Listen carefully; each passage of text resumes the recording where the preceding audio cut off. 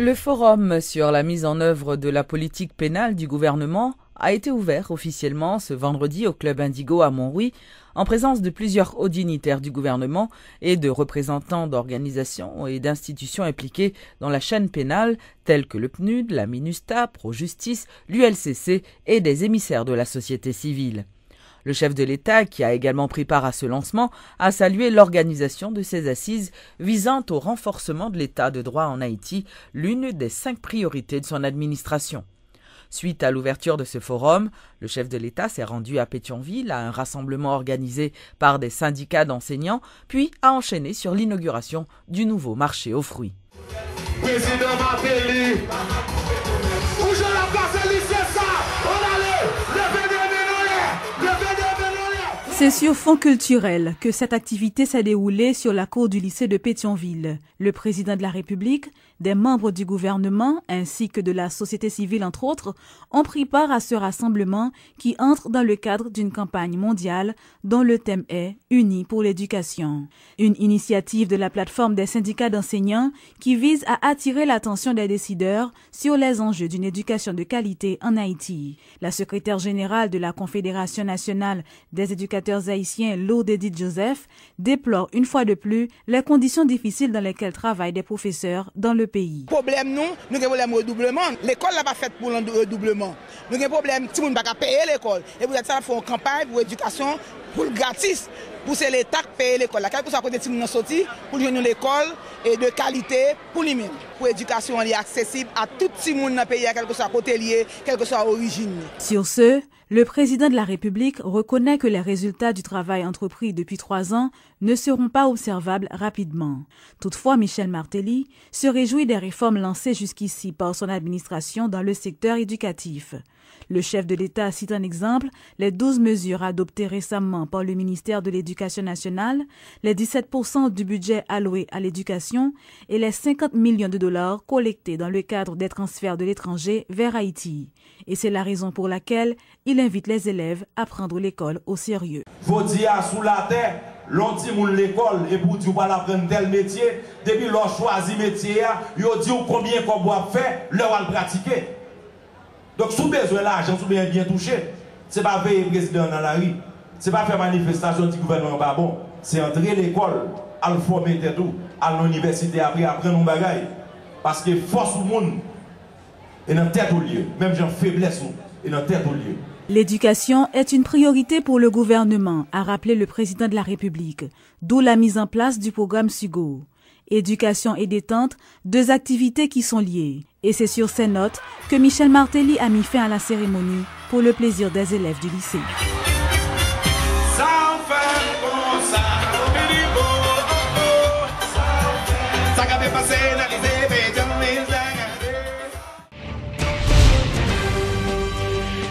Maître Osner Févry conteste les conclusions de l'enquête sur la mort de son fils, qui selon ses convictions a été assassiné.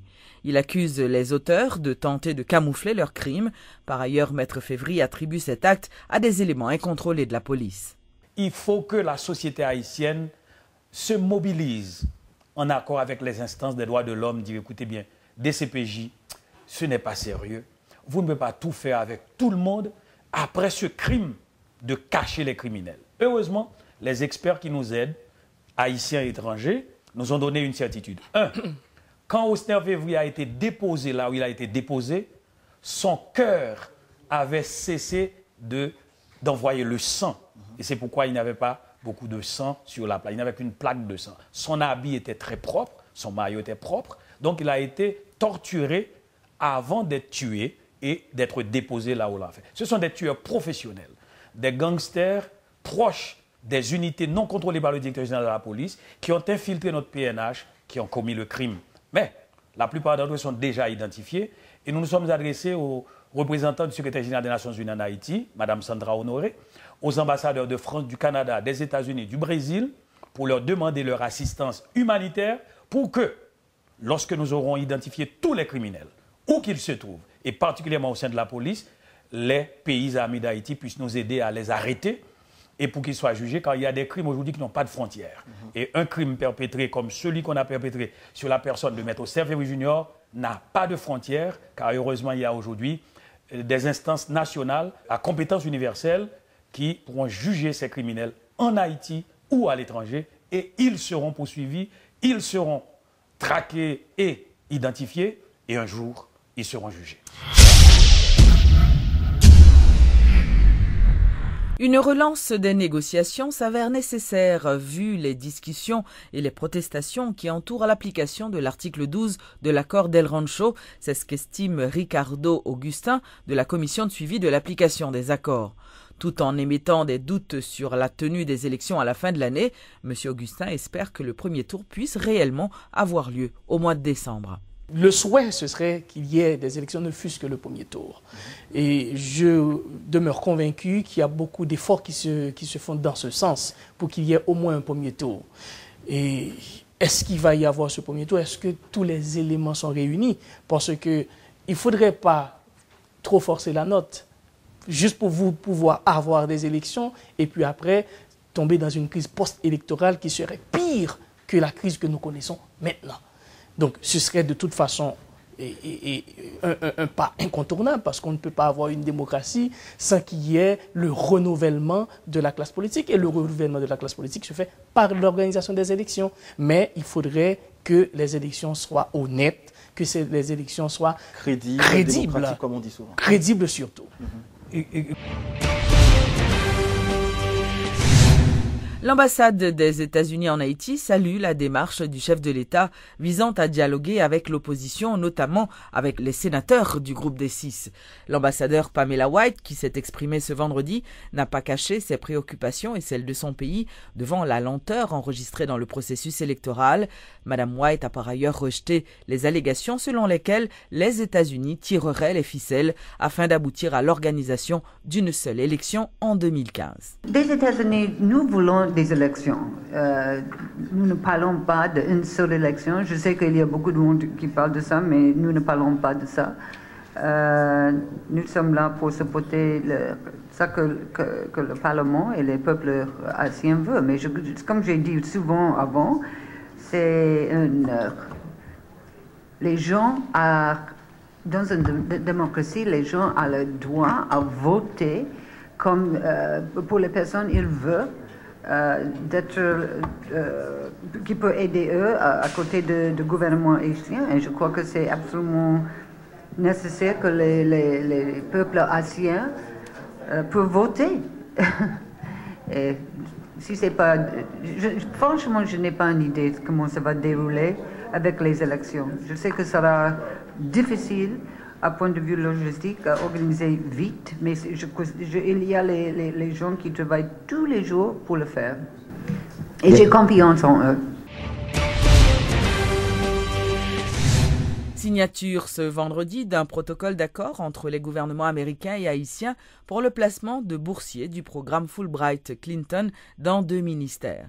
Ces derniers seront affectés au ministère de l'Éducation nationale et de la formation professionnelle, ainsi qu'au ministère de la Santé publique et de la population.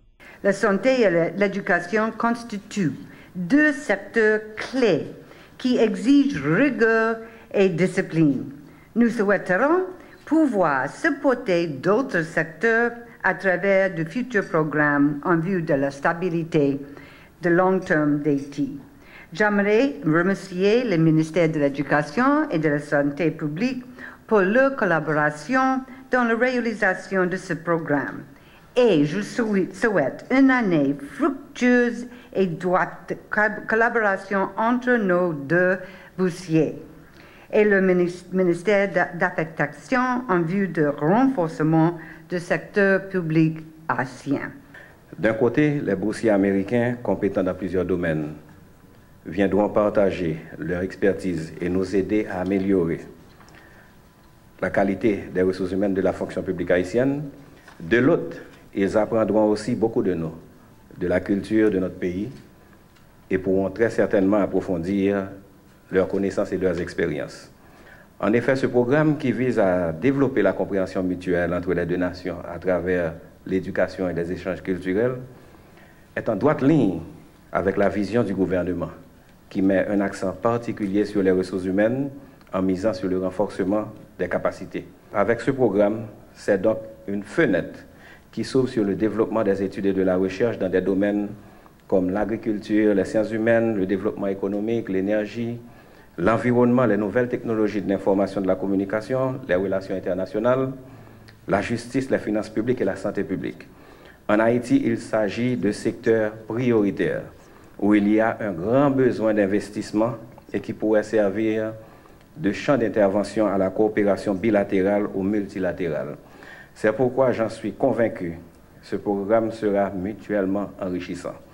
Dans cet esprit, je m'empresse, au nom du gouvernement dont je suis ici le représentant, de souhaiter la plus cordiale bienvenue aux 2 boursiers américaines qui vont intégrer le 29 de ce mois 2 de nos plus importants ministères.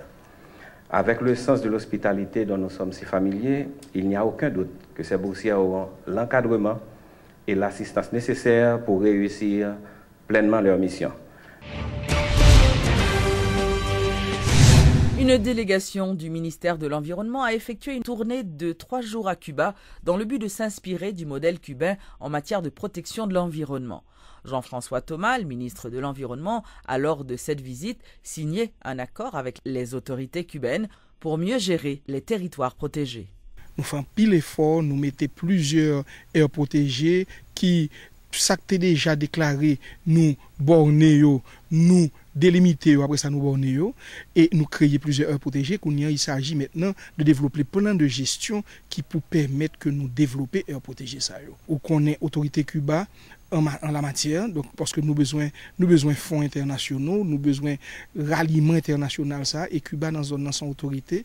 Donc accord ça pour alba nous non seulement en grand et visibilité au niveau de préoccupation environnementale, mais également les poils ba nous expérience et consolidation, substance assez pour nous capables d'attirer attention écologistes internationaux pour y voir que un travail qu'a fait, mais un travail de professionnel qu'a fait. Signature d'accord ça c'est en plus.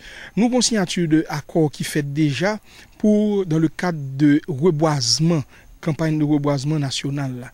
Et nous ouais résultat, nous gagnons dessiner plan de reboisement nous gagnons un diagnostic de situation forestière nous gagnons fait travail programme de ensemencement aérien dans Mateux qu'on nous pas le faire l'année prochaine dans le nord-ouest, toute chaîne de montagnes importante ça yo. Donc nous sur le plan forestier qu'on en a fait même bagaille là sur le plan de la gestion des aires protégées. Donc ça veut dire que ce sont des accords vitaux que nous menés là avec un pays qui gagne beaucoup plus que nous, ça veut dire que qui gagne plus de 40 ans que l'a fait travail ça et n'a pas gardé les résultats. Donc c'est des accords d'importance vitale.